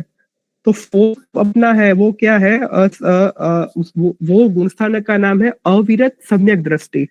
क्या है? अविरत सम्यक दृष्टि। बट हम उसको व्यवहार में ऐसे सम्यक्त्व गुण स्थानक ऐसा हम बोल सकते हैं for the ease of our understanding. तो क्या हुआ कि वो मिथ्यात्व गुण स्थानक से सीधा गया चौथा गुण स्थानक पे। तो पहला है हमारा मिथ्यात्व गुण स्थानक, उसके बाद चौथा है मेरा सम्यक्त्व गुण स्थानक। तो वो सम्यक्त्व गुण स्थानक पे गया और यहाँ पे उसको पता है क्या मिला है, हमने सोचा कि यहाँ पे उसके पास उपशम सम्यक्त्व है। मतलब मिथ्यात्व के जो गुण थे, मिथ्यात्व के जो लक्षण थे वो उसने दबा दिया है। वो सारा भुगत के खाली नहीं किया है। वो एक मतलब जो 3 पार्ट किए थे उसमें से एक पार्ट का भुगता था और दूसरे पार्ट का उसने सीधा तीसरे पार्ट में पुश कर दिया था। तो अभी क्या होगा कि ये जो उपशम किया है वो भी वापस आएगा। जैसे ही वापस आएगा उसका जो उपशम सम्यक्त्व है बराबर, तो देयर इज हाई चांस कि वो उपशम सम्यक्त्व चला जाए। तो वो क्या होगा कि उपशम सम्यक्त्व जैसे गया तो वैसे वो 4th स्टेप पे ऐसे थर्ड पे आएगा। तो थर्ड क्या है, थर्ड है इज अ मिश्र। तो तीसरे गुण स्थानक का नाम है मतलब उसको मिश्र दृष्टि। तो उसमें क्या होता है कि वो ना सम्यक्त भी होता है ना मिथ्यात्व भी होता है, वो ऐसे बीच में खड़ा रहता है। तो पहले से चौथे पे गया, 4th से वो आया 3rd पे। अभी क्या होगा कि 3rd से नीचे आएगा 2nd पे। 2nd को बोलते हैं सास्वादन। तो सास्वादन में मतलब क्या होता है कि फॉर एग्जाम्पल लाइक हमने कुछ खाया है और उसका हमको वॉमिट होता है, तो वो जो वॉमिट में लास्ट में जो हमने खाया था ना उसका टेस्ट आता है। तो यहाँ पे शास्त्रकार भगवान वो एग्जाम्पल ही लेते हैं कि कोई जीव ने सम्यक्त्व अचीव किया है, लेकिन अभी उसका जो आगे का मिथ्यात्व जो उसने उपशम दबा दिया था वो वापस उदय में आया। वो जैसे उदय में आया तो उसका जो सम्यक्त्व है वो सम्यक्त्व उसने वॉमिट कर दिया। तो सम्यक्त्व उसके अंदर से जा रहा है, लेकिन जब भी सम्यक्त्व का जो जाने में सम्यक्त्व का जो लास्ट जो अंश है वो उसको सम्यक्त्व का टेस्ट कराएगा, तो तभी उसके मन में थोड़ी थोड़ी श्रद्धा रहेगी। तो वो थोड़ी श्रद्धा का जो लेवल है मतलब बहुत कम, उसको बोलते हैं सास्वादन। लेकिन एक चीज याद रखिए कि एक बार जीव सास्वादन पे आता है ना वहां से वो नीचे ही आता है, एक मतलब वहां से वो वापस मिथ्यात्व भी हो जाता है। लेकिन अभी क्या हुआ कि एक बार हमने सब उपशम सम्यक्त्व ले लिया, चौथे पे गया, चौथे पे जीव वापस तीसरे पे आया, दूसरे पे आया और पहले पे आ गया। तो अभी मैं पहले पे आ गया, वापस मिथ्यात्व में बन गया, लेकिन अभी मुझे वापस वो ग्रंथि भेद और वो सब प्रोसेस करनी नहीं पड़ती। वो जो ग्रंथि भेद का प्रोसेस है, यथा प्रवृत्तकरण का प्रोसेस है, वो जो प्रोसेस है वो एक बार उपशम सम्यक्त्व को पाने के पहले का ही प्रोसेस है। एक बार मैंने सम्यक्त्व पा लिया, उसके बाद इवन तो मेरा सम्यक्त्व चला गया, लेकिन मुझे ये वाला प्रोसेस वापस नहीं करना पड़ेगा। तो उसका मतलब क्या हुआ कि आपको सम्यक्त्व मिलता है, उसके बाद सम्यक्त्व चला जाता है, लेकिन उसके बाद वापस सम्यक्त्व पाने का प्रोसेस है वो कंपैरेटिवली इजी है, जो आपका फर्स्ट टाइम का प्रोसेस था उसके कंपैरिजन में। तो ऐसे ऐसे होता है। तो फर्स्ट गुण स्थानक है वो है मिथ्यात्वी। तो यहाँ पे जो जीव होता है उसकी स्थिति क्या होती है कि उसको देवगुरु धर्म में मतलब इतनी इतनी श्रद्धा या देवगुरु धर्म के प्रति देवगुरु धर्म के जो वचन है उसमें इतना भरोसा नहीं रहे, उसमें उसका भरोसा ही नहीं रहता। उसके बाद आता है सीधा 4th अविरत सम्यक दृष्टि। तो मतलब उसमें उसको सम्यक्त्व मिलता है। उसके बाद 4th के बाद आता है 3, दैट इज मिश्र। तो उसमें वो बीच में रहता है, ना वो सम्यक्त्व भी रहता है ना वो मिथ्यात्व भी रहता है, लेकिन वो बीच वाली कंडीशन है उसमें है। उसके बाद आता है 2nd सास्वादन। तो जब भी मिश्र से भी मतलब मिश्र गुण स्थानक है, वहां से जो अपना सम्यक्त्व उसके अंदर से निकल रहा है, तो वो जो निकालने का प्रोसेस में एक जो बीच का जो स्टेशन आता है वो होता है सास्वादन, और उसके बाद आता है वापस मिथ्यात्व। तो ये जो यहाँ पे स्टार्टिंग स्टेप है वो ऐसे 1 2 3 4 नहीं है, वो है 1 4 3 2 1 4 3 2 ऐसे स्टेप है। तो क्या हुआ कि भी चलो अभी हम एक स्टेप आगे बढ़ते हैं कि 1 4 3 2 हुआ, वापस 1 आया, 1 में से वापस वो 4 पे गया, मतलब उसका सम्यक्त्व चला गया था तो वो सम्यक्त्व वापस आया। अभी यहाँ पे ना सम्यक्त्व के 3 टाइप है। पहला होता है उपशम सम्यक्त्व, जो हमने समझ लिया कि उपशम सम्यक्त्व मतलब क्या होता है कि जो अपने को फर्स्ट टाइम का जो सम्यक्त्व मिलता है ग्रंथि भेद के तुरंत बाद, उसको बोलते हैं उपशम सम्यक्त्व। उसके बाद 2nd आता है क्षायोपशामिक सम्यक्त्व। तो क्षयोपशामिक वर्ड है ना, वो उसको हम ब्रेक करें तो उसमें दो वर्ड है, एक होता है क्षय, एक वर्ड आता है क्षय और दूसरा वर्ड आता है उपशम। तो मतलब कि कुछ जो मिथ्यात्व के पुद्गल है वो भुगत रहा है, कुछ को वो शांत कर रहा है। तो ये जो क्षयोपशामिक होता है उसमें क्या होता है कि ये जो उसके जो सम्यक्त्व की जो इंटेंसिटी है उसमें प्लस माइनस होता रहता है। कि मैं उसको लाइक फॉर एग्जांपल परसेंटेज के टर्म्स में हम समझे तो कभी वो 80% सम्यक्त्व होता है, कभी वो 100% सम्यक्त्व होता है, कभी वो 20% हो जाता है, कभी वो 5% पे आ जाता है, कभी वो 0 भी हो जाता है, 0 तो नहीं होता लेकिन 1% पे आ जाता है, like on the verge of being मिथ्यात्वी। तो ये जो क्षयोपशामिक सम्यक्त्व है उसमें जीव के अंदर, आत्मा के अंदर जो जो कषाय है, वो कषाय की इंटेंसिटी है, प्रभु वचन के प्रति जो श्रद्धा है वो श्रद्धा के लेवल में प्लस माइनस होता है, तो उसको बोलते हैं क्षयोपशामिक सम्यक्त्व।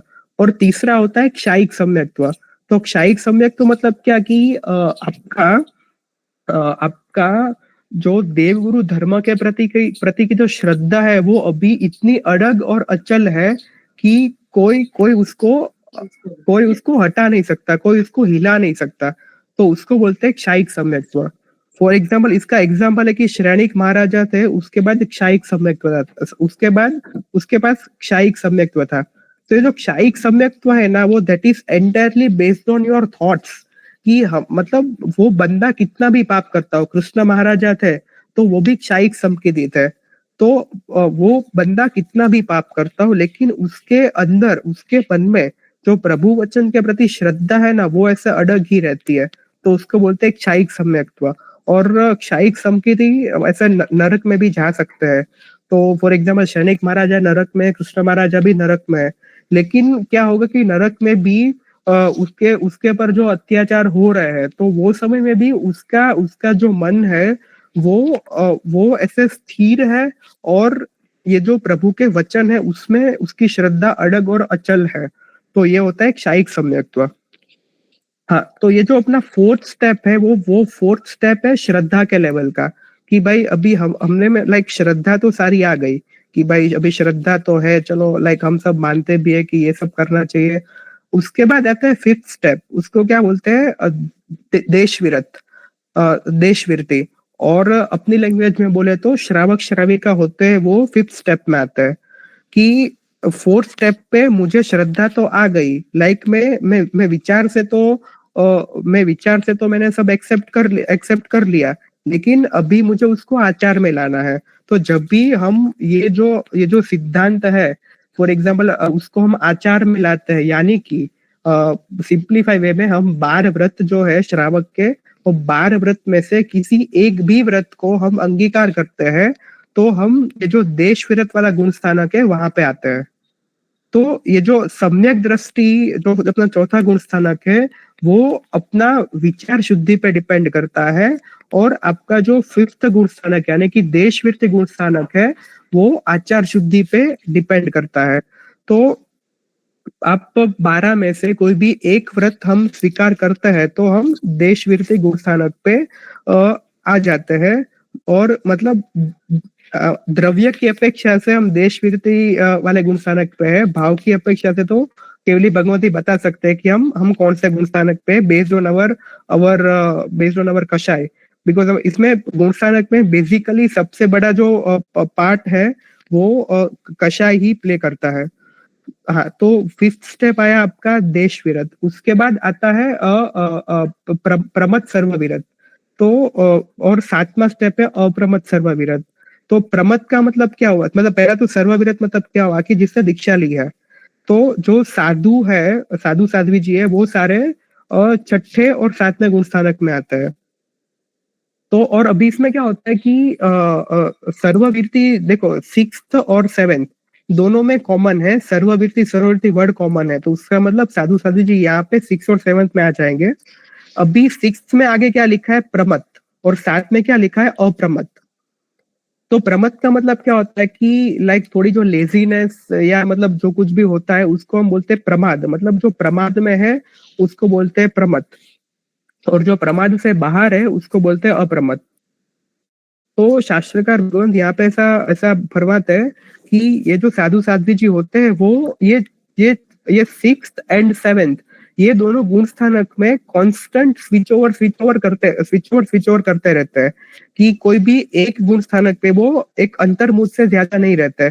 तो लाइक एक अंतर्मुद में वो छठे पे है, एक पे वो 7वें पे जाते हैं, लाइक अप्रमत है, फिर थोड़ा प्रमाद आता है तो वापस नीचे आ जाता है, तो मतलब नीचे मतलब छठे गुण स्थानक पे आ जाता है।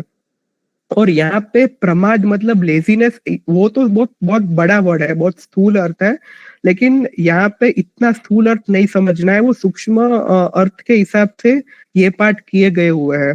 तो लाइक ये जो साधु साध्वी जी भगवंत है वो छठे और 7वें गुण स्थानक में ऐसे कॉन्स्टेंटली वो स्विच ओवर करते रहते हैं। तो ये हुआ मेरा 1 से 7 का। अभी जो 8वां गुण स्थानक है ना, उसके पहले मैं जस्ट आपको एक कॉन्सेप्ट आता है श्रेणी का। तो श्रेणी मतलब हमने जो स्टोरी पढ़ते हैं ना, बहुत सारी स्टोरी, उसमें हम बहुत बार ऐसा वर्ड आता है ना कि ये हुआ, उसके बाद उसने सीधी शपक श्रेणी पे चढ़ गए और उसको केवल ज्ञान हो गया। तो श्रेणी का मतलब क्या होता है कि ये जो 7 स्टेप है उसके बाद श्रेणी मतलब आप एक प्रोसेस में एंटर होते हो। वो ऐसी प्रोसेस है कि आपके जो कर्म है उसको बहुत बहुत हैवी वे में उसको तोड़ देती है और आत्मा का जो शुद्ध स्वरूप है उसको खूब जल्दी से बाहर लाने में मदद करती है। और एंड इन अदर वर्ड्स आपका जो मोक्ष के प्रति जो जर्नी है वो जर्नी को ऐसे स्पीड में उसको एक स्पीड देती है। तो उसको बोलते हैं श्रेणी कि for example 1 to 7 is a local train to reach some destination. And वो होता है ना कि लाइक ऐसा वो मुंबई लोकल्स में होता है कि यहाँ तक ट्रेन स्लो जाएगी उसके बाद फास्ट जाएगी। तो जो फास्ट जाएगी वाला पोर्शन है ना, उसको हम बोलते कि मतलब उसको हम ऐसे श्रेणी बोल सकते हैं कि उसके बाद वो फटाफट मतलब 7 से आप 8 पे गए तो वहां से फिर फटाफट ऊपर चढ़ सकते हो। अभी ये श्रेणी है ना, उसमें 2 टाइप है, एक है शपक और दूसरी है उपशम। शपक में क्या होता है कि लाइक शपक श्रेणी वर्ड हमने सुना है कि शपक में क्या होता है कि ये वो जो जीव है वो 8वें गुण स्थानक से सीधा 9, 10, 12, 13, 9, 10, 12 एंड 13 मतलब वहां से सीधा उसको केवल ज्ञान मिल ही जाता है। वो जो शपक श्रेणी में जाता है तो उसको केवल ज्ञान मिल जाता है। और दूसरा श्रेणी है उपशम श्रेणी। तो ये यहाँ पे जो चित्र इमेज है उसमें क्या होता है, उपशम श्रेणी में 8वें पे है, उसके बाद 9, 10, 11th पे गया और 11th से वापस नीचे आया, तो इसको बोलते हैं उपशम श्रेणी। तो ये शपक और उपशम का भेद क्यों पड़ता है, क्योंकि जो शपक श्रेणी होती है ना, तो उसमें ये जो सारे जो कर्म है उसको वो भुगत के आगे चलता है। और उपशम श्रेणी जब कोई जीव स्टार्ट करता है तो उसमें क्या होता है कि कुछ कर्म वो भुगत रहा है और कुछ कर्म उसने उपशम मतलब दबा के आगे बढ़ रहा है। तो जो उसने दबाया है वो कभी ना कभी तो उदय में आने ही वाला है, तो इसके लिए उसको बोलते हैं उपशम श्रेणी। तो भी क्या होता है कि ये जो 7वां गुण स्थानक था वहां पे वो 8वें गुण स्थानक पे आए। तो 8वें गुण स्थानक का नाम है निवृत्तिकरण। तो निवृत्तिकरण का मतलब क्या होता है कि अभी वो धीरे धीरे उसके कर्म है उसको अभी उसकी जो स्थिति है कर्म की जो इंटेंसिटी है उसको वो धीरे धीरे तोड़ के आगे बढ़ने का वो प्रयत्न कर रहा है, आगे बढ़ने का प्रयत्न वो जीव कर रहा है और धीरे धीरे वो आगे बढ़ता है। फिर आता है अनिवृत्तिकरण। देखिए अभी ये निवृत्तिकरण अनिवृत्तिकरण ये सब है ना, मतलब ये सारा प्रोसेस एक अंतर्मुहूर्त में ही हो जाता है।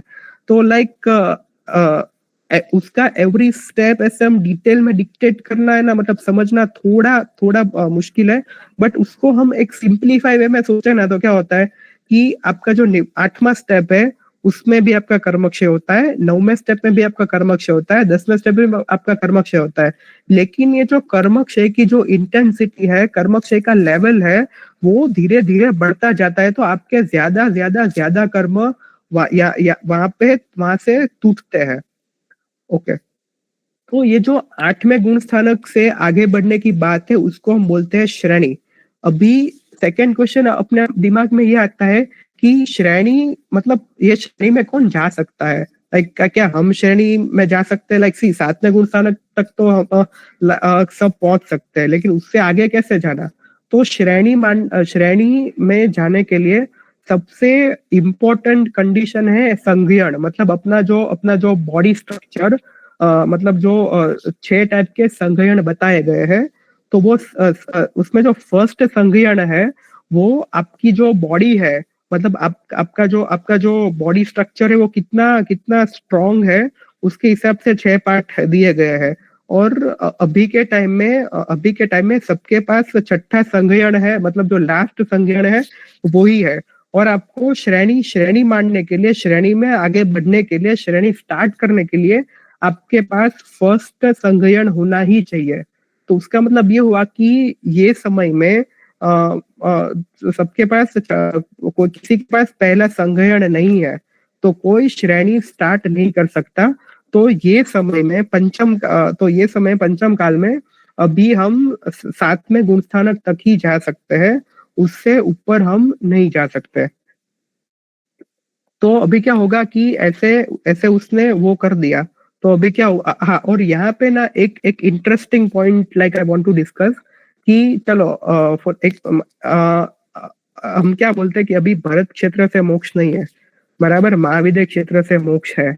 तो फॉर एग्जाम्पल कल उठ के कोई देव इधर आए और हमको उठा के महाविद्य क्षेत्र में सिमंदर स्वामी के संवत्सरण में रख दिया, तो क्या हमारा मोक्ष हो जाएगा?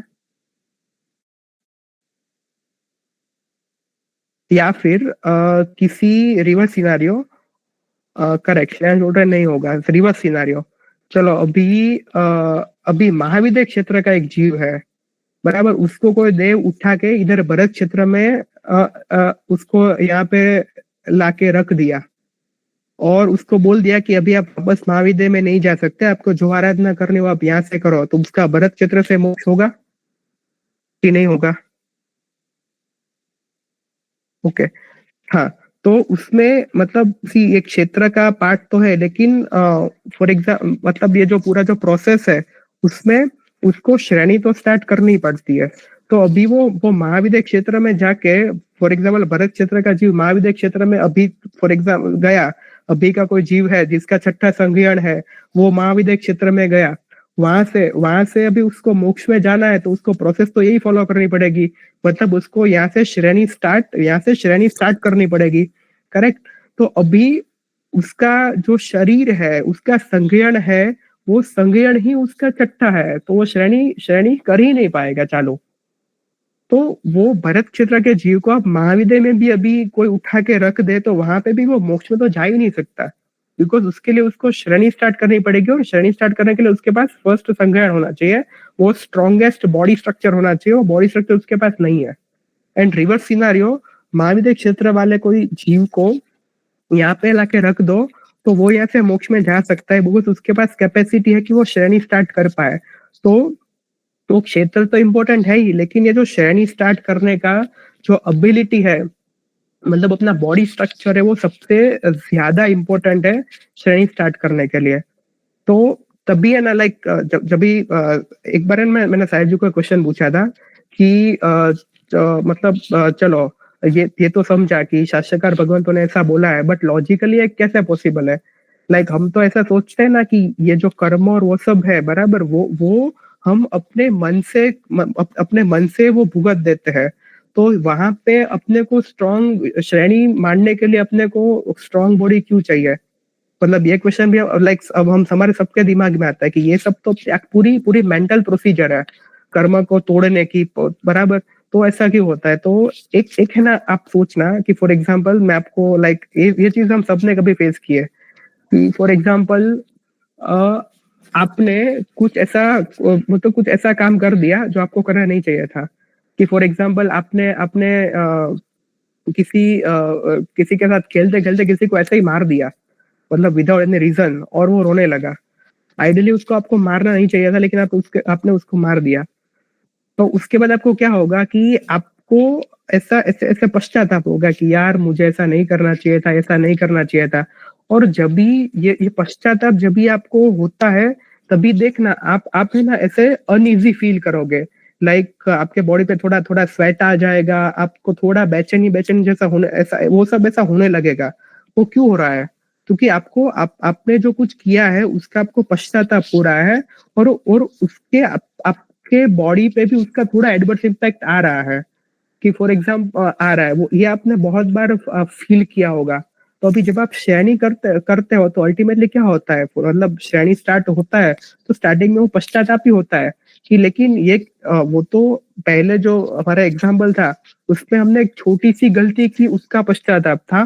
और यहाँ पे तो हमारे मतलब अनंत भवों के जो कर्म है उसको तोड़ने के लिए पश्चाताप करना है। मतलब तो आप सोचो कि वो पश्चाताप का लेवल कितना बड़ा होगा, मतलब कितना हाई लेवल का पश्चाताप होगा।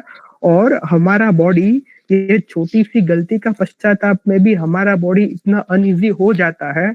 तो इतना बड़ा पश्चाताप करने के लिए हमारा बॉडी में भी कैपेसिटी होना चाहिए ना, कि वो ये जो पश्चाताप है उसको अकोमोडेट कर पाए। ऐसा कि कभी कभी क्या होता है कि लाइक वो बोलते हैं ना कि किसी को शॉक लगा और वो बंदा मर गया, बराबर। तो इसमें ऐसे शॉक भी लगेंगे ना कि हम इतने पापों का पश्चाताप कर रहे हैं, तो हमको भी ऐसा शॉक मतलब तभी लगेगा।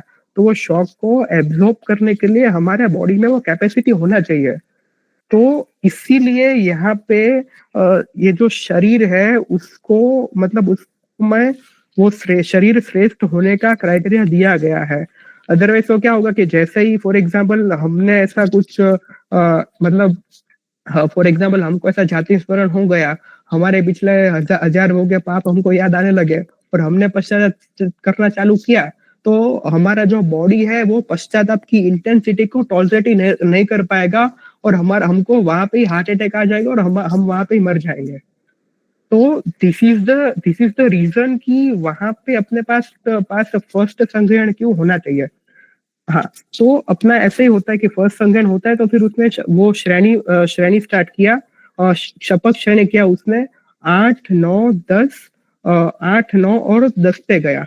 तो अभी ये जो 10वां गुण स्थानक है ना, 10वां गुण स्थानक का नाम है सूक्ष्म संप्राय। तो यहाँ पे ना just I want to discuss one thing कि हमारे चार कषाय है, क्रोध, मान, माया, लोभ।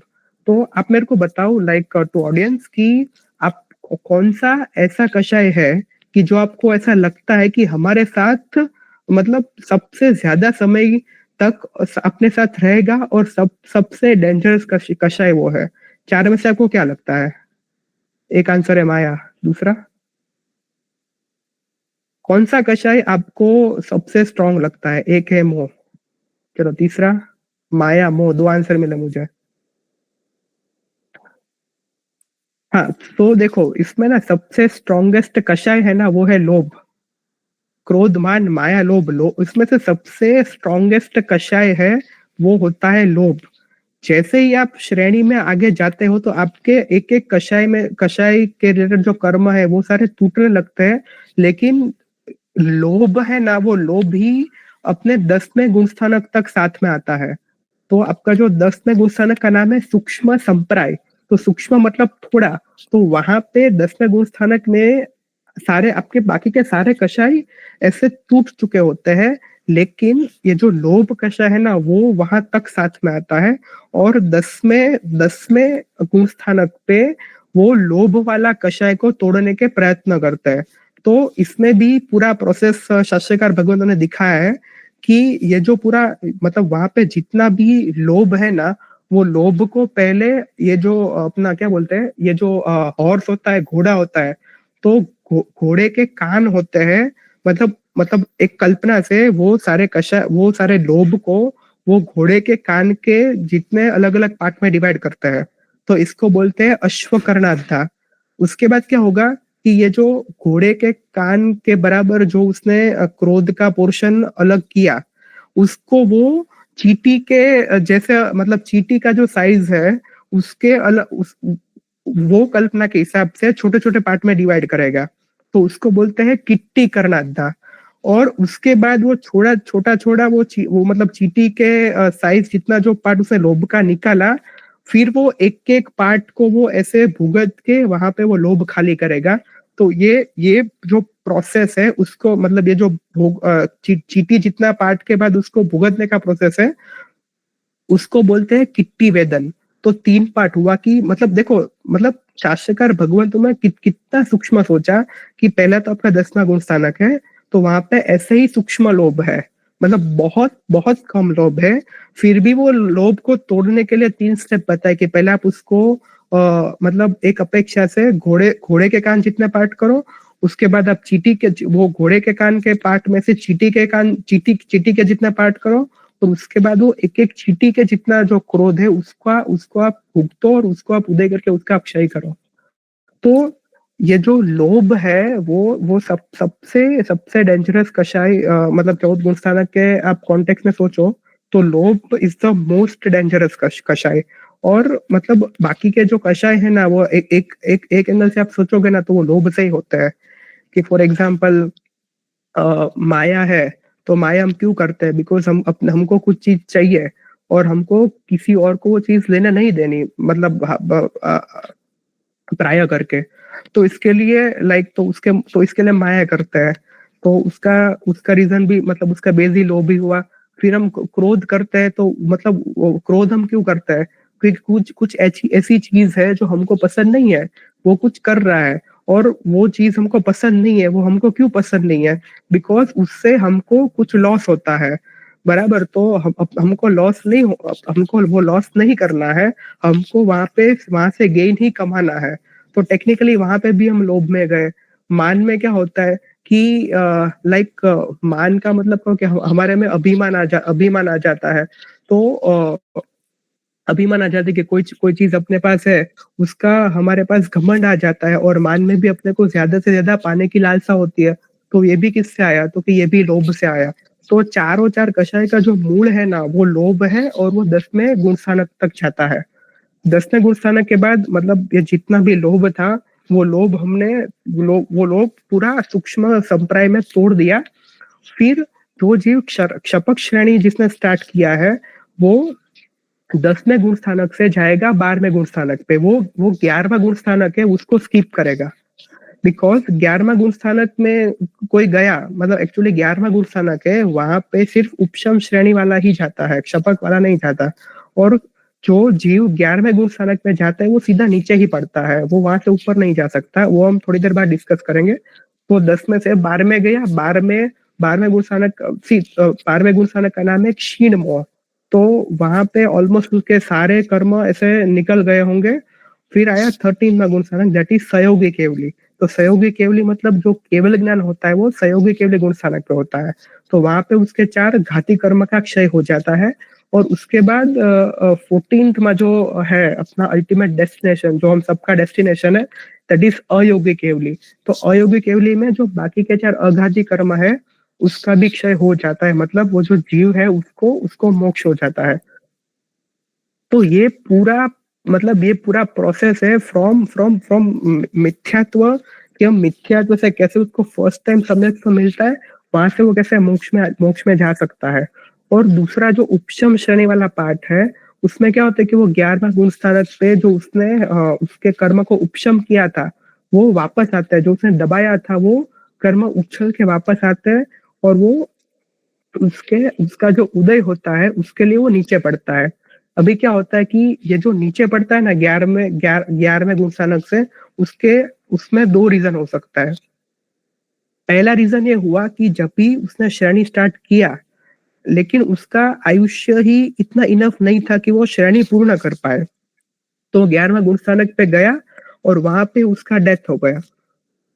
तो ऐसे केस में क्या होगा कि 11वां गुण स्थानक से ना आप नीचे कौन से किसी भी गुण स्थानक पर आप पहुंच सकते हो, लेकिन 11वां गुण स्थानक में पहुंचने के बाद किसी का डेथ होता है तो वो नियमा 4थे गुण स्थानक पे ही आता है। बिकॉज मतलब नया भव आता है इसमें, वैसे भी कोई ऐसा दीक्षा लेके तो जन्मता नहीं है, तो वो बाय डिफॉल्ट 4थे गुण स्थानक पे जाएगा। और 11वां गुण स्थानक से जो नीचे जिसका डेथ होता है वो 4थे गुण स्थानक पे जाता है, और उसमें जनरली वो वैमानिक देव या अनुत्तर देव बनता है, बिकॉज वहां पे 4था गुण स्थानक ही होता है। देवों का गुण स्थानक 4था होता है, वो 4था से ऊपर तक मतलब 4थे गुण स्थानक से ऊपर नहीं जा सकते।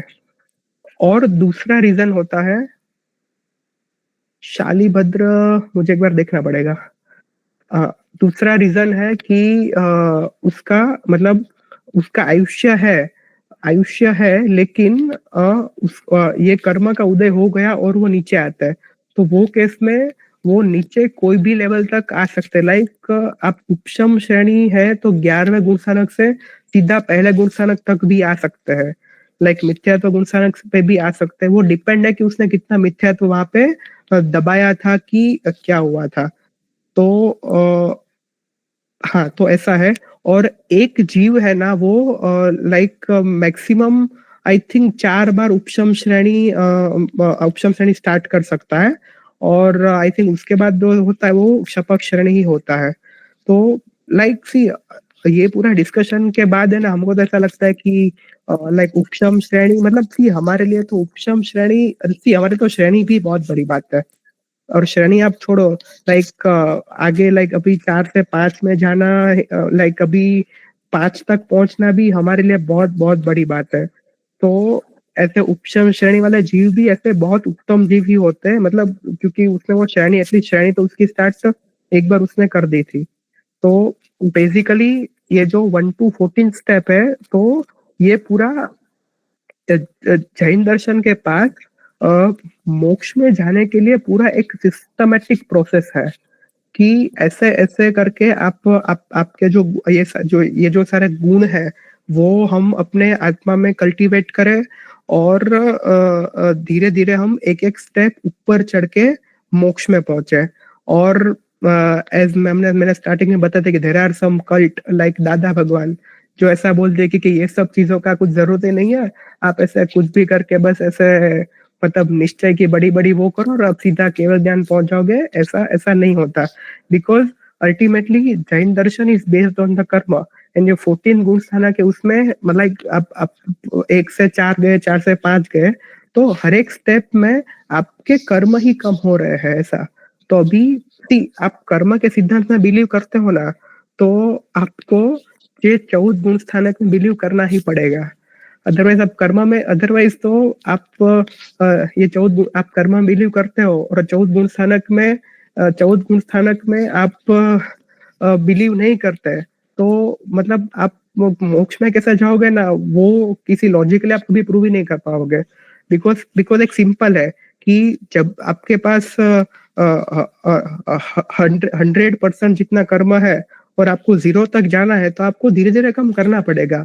और ये जो धीरे धीरे कम करने का प्रोसेस है उसको ही हम गुण स्थानक बोलते हैं। मतलब दिस सिंपल एक्सप्लेनेशन कि गुण स्थानक क्या होता है। तो मतलब that's it from my side. किसी को कोई डाउट हो तो लाइक वी कैन डिस्कस। हाँ रौनक भाई। एक तो ये पूछ रहा था कि अपूर्व करण के बाद में जैसे उपशम श्रेणी में अगर कोई जीव गया, तो अगर उसके बाद में वापस वो अगले भाव में चौथे से शुरू करे, या फिर जब भी मतलब वो उस गुण स्थानक से वापस नीचे चौथे पे पहुंच जाए, तो वहां से फिर जब वो वापस दूसरी बार जब 8वें पे पहुंचेगा, तब उसको अपूर्व करण थोड़ी ना बोलेंगे क्या? क्योंकि मतलब अब उसके लिए से पूर्व हो गया ना एक बार का। हाँ, तो वहां पे ना 2 वर्ड है ना, एक होता है वो मतलब अपूर्वकरण और दूसरा वर्ड है निवृत्तिकरण। तो वहां पे आप निवृत्तिकरण भी यूज कर सकते हो वर्ड, बिकॉज अपूर्वकरण तो वो जो फर्स्ट टाइम वाला है ना उसको ही बोलते हैं। मतलब अपूर्वकरण का मतलब ऐसा होता है कि जो पहले कभी नहीं हुआ है ऐसा उसमें हुआ, लेकिन वापस आके ऊपर जाएगा तो वो पहले अपने में हो चुका है, तो उसको एक हम निवृत्तिकरण भी बोल सकते हैं। वहां फिर निवृत्तिकरण बोल सकते हैं उसको हम। और दूसरा वो इलायची कुमार या माता मरुदेवी का जो एग्जांपल होता है, उसमें मतलब ऐसा अपन समझ सकते हैं कि 4th से डायरेक्ट गए हैं वो, मतलब तो वहां पे ना हम ऐसा समझ सकते हैं कि मतलब ये जो दीक्षा लेने का वो सब है ना, लाइक वो द्रव्य गुण स्थानक हुआ बराबर, लेकिन वो लोगों का ऐसा हुआ होगा कि ये जो भाव, उसका जो भाव है वो ऐसे ऊपर चढ़ते चढ़ते गया होगा। ऐसा हम कर सकते हैं, समझ सकते हैं कि फॉर एग्जाम्पल 5 महाव्रत है, तो वो 5 महाव्रत में जगत के सारे जीवों के प्रति शासन, सभी जीव करू शासन रसी का भाव इतना उसमें आ गया होगा कि फिर उसको दीक्षा लेना सिर्फ उसके लिए एक द्रव्य दीक्षा ही हो गई तो भाव दीक्षा हो गई होगी। मतलब ऐसा ऐसा हम वहां पर समझ सकते हैं कि उसका जो मतलब भाव गुण स्थानक था वो ही ऐसे ऊपर चले गए ऐसा। अल्टीमेटली भाव गुण स्थानक है उसके हिसाब से ही अपने को ये सारा देखना होता है। बट हम like we can not identify ना कि कौन भाव लाइक हम कहाँ पे है, किसी का इवेल्युएट करना नहीं है, हम कहाँ पे हमको पता नहीं चलता। तो इसके लिए शास्त्रकार भगवंत ने ये दिखाया है कि भाई तुमने एक व्रत लिया है तो तुम 5वें गुण स्थानक पे हो, तुमने दीक्षा लिया तो तुम 6वें गुण स्थानक पे हो ऐसा। मरुदेवी माता का जो एग्जाम्पल लिया ना आपने, तो उसके लिए शास्त्रकारों ने ये भी क्लियर बोला है कि मरुदेवी माता के केस में ये जो चीज थी गुणस्थानक क्रमारोह जिसको बोलते हैं वो बहुत जल्दी हुआ। अब जो लोग उसको मिसकोट करते हैं कि भाई मरुदेवी माता भी तो मतलब गज के ऊपर हाथी की अंबारी पर बैठी थी, तो वहां पर क्या है कि आध्यात्मसार ग्रंथ में महामहोपाध्याय जी ने एक बात लिखी है कि अगर हम विधि नहीं कर पाते लेकिन विधि के प्रति पक्षपात होता है तो भी हमें उतना ही लाभ मिलता है। तो अब चाहे मरुदेवी माता हो या भरत चक्रवर्ती हो, इन लोगों ने द्रव्य चारित्र नहीं लिया, लेकिन उस समय उनके जो भाव थे, अनित्य भावना, जो 16 करण भावनाओं में से जो भाव को उन्होंने उस समय भाया वो इतना सॉलिड था कि ये लोग भाव चारित्र इन लोगों ने ले लिया। और हम लोगों के लिए क्या है कि द्रव्य चारित्र लेना ही इसीलिए होता है कि भाव चारित्र आए, और भाव चारित्र is the direct result of मोक्ष। तो उससे हमें समझना चाहिए बस एक चीज और, कि इसको हमें मिस इंटरप्रेट नहीं करना चाहिए कि जैसे आज कुछ लोग आ गए, अब राजचंद्र आ गए तो लोग कहते हैं कि अरे वो भी छठे गुण स्थानक पे हैं। तो ऐसे लोग कभी भी छठे गुण स्थानक पे नहीं हो सकते जो भगवान की प्ररूपना के अगेंस्ट बोले। जैसे अभी राधा भगवान का एग्जाम्पल लिया, तो जब हम बोलते हैं तत्वार्थ श्रद्धा नाम सम्यक दर्शनम, भगवान ने जो तत्व बताया उस पर श्रद्धा सम्यक दर्शन है। और जिसने भगवान के तत्वों को ही गलत बोला या जिसने ऐसा बोल दिया मैं ऐसा बोलता हूँ, महावीर ने मेरी बात बोली थी, इस तरीके का कुछ भी, या भगवान से 1 इंच भी अलग बोला तो उसको सम्यक दर्शन है ही नहीं, ये वहीं पर प्रूव हो जाता है। और ये रही बात मरुदेवी माता, भरत चक्रवर्ती, इलायची कुमार की, तो ये लोग तो शुद्ध सम्यक दृष्टि थे, भगवान की बातों में पूरी तरह से श्रद्धा करने वाले थे। तो इनके लिए ये गुण स्थानक जो क्रमारोह है ये पूरा वैसा का वैसा जैसा मतलब अभी समझाया गया उसी तरह से वो प्रोसीजर फॉलो हुआ। धन्यवाद। किसी ने पहले जो एक चीज पूछी थी ना, तो कि हम जो जाति भव्य अभव्य वाली बात है, तो बस गुण स्थानकों के साथ में ना हमें जो 5 समवाय हैं उनको समझ लेना और चाहिए। इन 5 समवायों के बिना कोई भी चीज एग्जिस्ट ही नहीं कर सकती। मतलब अगर कुछ भी हो रहा है तो उसमें 5 रीजन होंगे। तो यहाँ पर जैसे 5 समवाय है, काल, फिर स्वभाव, फिर जो पुरुषार्थ है हमारा वो, उसके बाद एक होता है भवितत्वता और कर्म, मतलब पूर्व संचित कर्म। तो यहाँ पर मेरी भवितव्यता जो है उसके कारण मैं निगोद से बाहर आता हूँ। मतलब जो वैसे जीव हैं जो निगोद के अंदर ही रहेंगे, अब ये सोचने वाली बात है, उनके अंदर भवितव्यता है, उनके अंदर योग्यता है कि भाई वो मोक्ष जा सकते हैं, लेकिन उनके अंदर योग्यता है लेकिन वो कभी बाहर ही नहीं आ पाएंगे, क्योंकि उनकी डेस्टिनी ही ये है कि वो हमेशा निगोद में एक इंद्रिय के रूप में ही पड़े रहेंगे। फिर उसके बाद भी जो काल है वो ये रोल प्ले करता है कि इस काल के मैच्योर होने के बाद मैं चमरावर्त में आऊंगा।